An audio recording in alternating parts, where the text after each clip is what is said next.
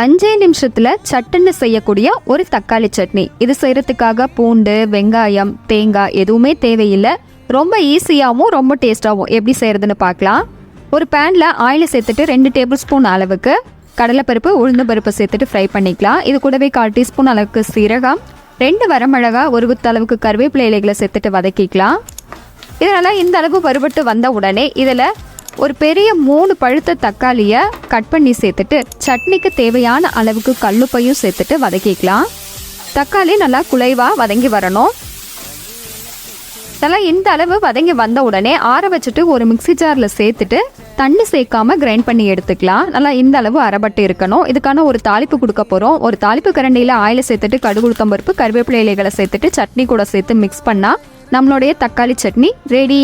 கண்டிப்பா இதே மாதிரி நீங்களும் ட்ரை பண்ணி பாருங்க. இதே மாதிரியான ரெசிபிஸ்க்கு லக்ஷராஸ் கிச்சனை ஃபாலோ பண்ணுங்க.